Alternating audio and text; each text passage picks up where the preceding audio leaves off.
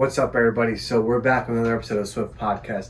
Today it's just me, myself, and I. And the topic I'm going to address is injury-proof programming. So a lot of times in the gym industry, what the biggest thing we want to do is weight loss, muscle mass, change your physique, aesthetically pleasing, whatever it may be. And programming is a huge component. A lot of people hire coaches. A lot of people don't hire a coach. A lot of them go on their own. When I first started back in 2007, I didn't hire a coach. I had my strength coaches at school. I had my soccer coaches who didn't know much about strength and conditioning or anything of that sort. I had the football coach. He did a phenomenal job of teaching me stuff. But when I started researching on my own, a lot of times what you'll see is when you're researching, what do you find? You find body part split workouts, right? You find, let's do back and biceps. Let's do shoulder and chest. Let's do chest and tries. Let's just do legs. Let's just do hamstring. Let's just do glute specific. Let's just do calf specific. So you're thinking single isolation muscles. As I've gotten older and older, and as I've started educating myself and following a lot of great work, a lot of great therapists, a lot of great strength coaches, I've started to have a different viewpoint on programming. And my program has changed significantly from 2007 until where we are today in 2021. The biggest thing I hit is push, pull, hinge, rotation, core, squat, lunge, and carry. Those are the big movements that I try to design a lot of my program off of, okay? Now, what we're going to do is we're going to try to optimize this and think injury-proof for our plan. So these are the movements I'm going to hit. When I first started training, and this could be a relationship to a lot of you currently, related to a lot of you, it could be different, right? I was going Monday, chest and tries. I would go Tuesday, back and bis. I would go Wednesday as a rest day. Thursday is legs and shoulders. And I would rest, and then I'd go Friday, be a rest day, or I'd go flex Friday, just hit arms again, whatever it may be. Now, my goal is to teach you about injury-proof programming, meaning I want to make sure we're all injury-proof as we program, right? And also as we work out. Let's look at joint health, not muscle health. Let's look at joint health. When I pick up this guy, so we're going to start Monday. I was going chest and triceps, right? Chest kind of sits here in the front of the shoulder. Triceps are coming back here, attaching into that shoulder joint. Back, biceps. Biceps also go to the shoulder joint. Your back muscle sitting right here. And now we're thinking, okay, 2 days I hit 4 different muscles, but I hit one major joint, that glenohumeral joint, right? I continue to hit that. Then I take a break, I hit my legs and hit my shoulders again. So that means in 4 days, I've hit this shoulder joint 3 times heavy and hard. And then we start to wonder, hey, why does my shoulder hurt? Or why does this start to bother me? Now, the trend is a lot of times we go in aesthetically pleasing workouts. We want to make sure that aesthetically we look the best, which is great, fine. Then what we do is some days we'll split just for, they call it booty workouts, right? Just for your butt, or just your hamstrings, or just your glutes. Yes, you can isolate those exercises, but now start thinking joint health. Where do those muscles attach to? And what's going on? Your glutes are sitting right here, right? In the back of this region. Hamstrings come up here. Hips, quadriceps are all up in here. Everything's kind of interchanged in that hip complex. I'm not going major terminology here because I feel like I want to keep this simple for everyone to understand, but think of all those muscles that come and attach on the hips. And from my work, you've seen it, right? There's a lot of muscles that come in and attach in this hip complex. Now we're thinking, okay, I'm isolating the muscle, but in terms of the joint, I'm hitting that hip joint quite significantly and quite often.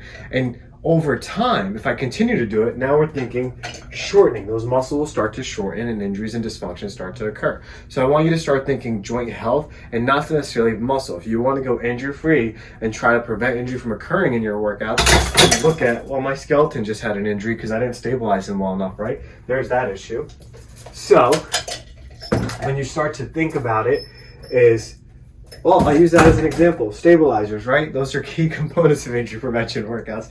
But also realizing that the joint is a very, very neglected thing when it comes to programming and working out. Because when you go to YouTube or when you go to Google and you look up the best workout for yourself, how often are you given workouts that are splitting body parts for you? How often are you getting a workout for chest and triceps? And now start thinking of this joint and how much stress you're putting through it. So if you follow the work of Dr. John Rush and his belief of pain-free performance, he has 6 big movements that you hit, and of those 6 are on my list here, right? And now I added a few extra from my personal bias and my personal opinion of adding rotation work, core work, which I know he talks about in his work and other people talk about in their work. And typically most therapists that you'll talk to, we kind of run the same line, just different twists and biases. But if we want to talk aesthetically pleasing, right, and we want to talk about what's the best bang for my buck, push and pull, you'll get your upper body developed pretty well, right? Carry, you'll get your shoulders developed pretty well. You want a strong glutes and aesthetically pleasing glutes, do a hinge, do a squat. Don't neglect those movements because they're going to help. Now, the difference is I'm not doing a million exercises. I'm focusing on 8 different movements, time under tension. I've talked it about plenty of times before. Spending proper time under tension is going to strengthen the muscles to the T. It's going to strengthen the tendons that come into play. And also, yes, in terms of joints, you will strengthen it because we know bone density is going to increase with resistance training properly. And that's going to be a huge success. I'm also not hitting it multiple times. I'm thinking of my joint health, right? Your muscles in your body is a very beautiful thing. You have agonists and antagonists that, agonists are your primary movers. Antagonists are the opposing muscles that help. You have synergists, the synergist muscle, the stabilizers that help out. Now you start thinking wholesome. When I do my programming, as I develop a movement, am I making sure I balance it out?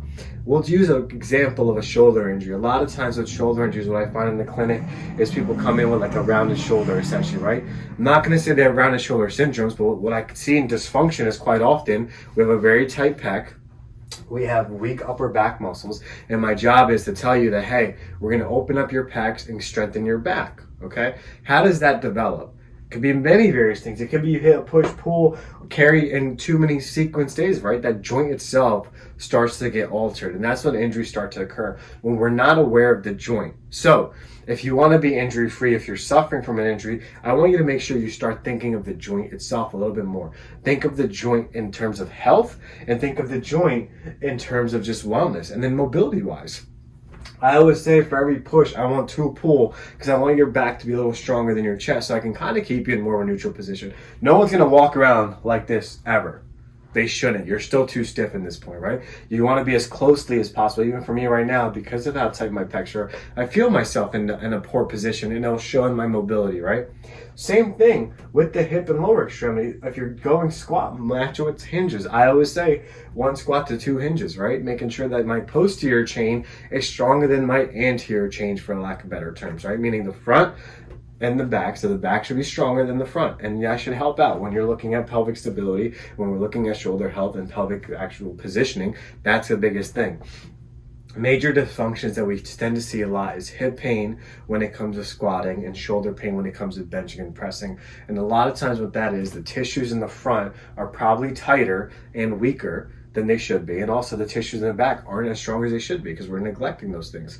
And we start to focus so much on aesthetics. And this has been something that has been happening for years though. It's not just now in modern time. Over time, and look at the first godfather of bodybuilding, Arnold Schwarzenegger, and his programming was just, and I have his encyclopedia, phenomenal book. It was a great book as a young athlete to read, to just learn about exercise. But now it's how can we enhance it? How can we take those?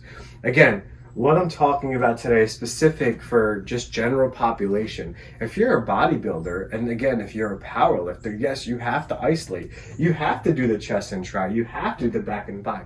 But what's stopping you from making it more of a push-pull thing to be healthier by yourself? What's stopping you to think about your joints so you have your split? So say, hey, if Edward, I don't know why Edward came to mind, but if Edward is going to be a bodybuilder and he wants to focus on developing his chest and also be injury-free. So say he comes in Monday because it's International Chest Day. We all know that, right? So he hits chest and triceps.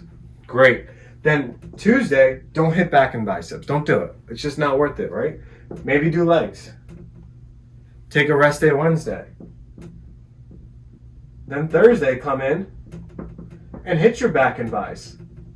There's no timeline, and that's what people forget. There's no timeline of hitting muscle, because if you're in that competition, when you get to close to peak time, when I was competing, my coaches had me do certain body parts multiple times in a week, right? But because as you get closer, you'll hit it more often, but you're going to be smarter about how heavy and hard you're hitting it. Initially, if you're really going to get dense with the tissue and really work on it, space it out. So now what I'm looking at is I hit my shoulder joint on the Monday, and then I waited all the way till Thursday to hit that shoulder joint again.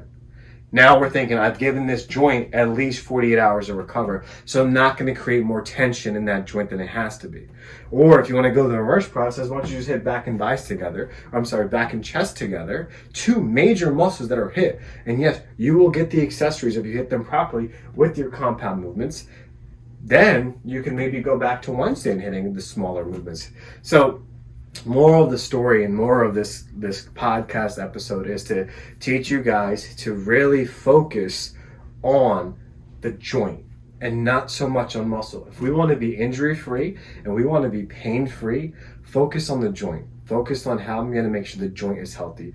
And then obviously, don't be afraid of rest days. So today I put a post out on my page for recovery days, and a lot of things, that's one of the best neglected things. You can do an active recovery day. You can do a static recovery day. You can do something, but let the joints themselves heal. That should be part of your programming.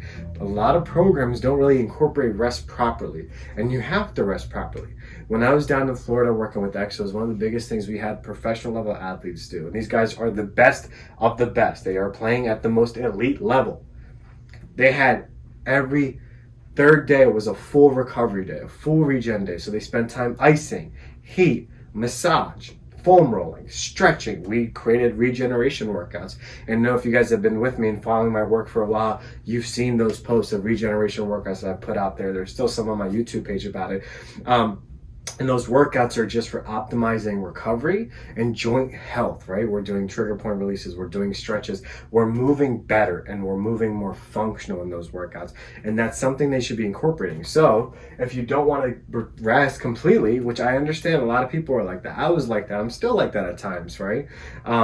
Take time in your program and develop a regeneration workout. Or if not, let me know and I'll help you develop a regeneration workout. They're a lot of fun. They can help burn calories. Go to an active walk. Walking is recovery in a sense, right? You'll flush out some of the lactic acid built up as you're doing a lot, but it's also going to just be something more active and joints motion. If you're really sore and very stiff, don't just sit there. Walk. Move, because a stiff joint will only get stiffer if you're sitting, right? If you're moving around like, oh man, I'm so sore I can't move, then go for a walk, and that's part of your recovery basis. So in your program, if we think big picture wise, my 3 tips for you guys for injury proof programming, meaning the program is going to make sure that we're not really getting hurt and putting exercise to it, is think of your big motion exercises, your push, your pull, your hinge, your core, your rotations, stuff of that sort. Step 1, consider those and make sure they're incorporated in your program, especially these 2 guys in the middle.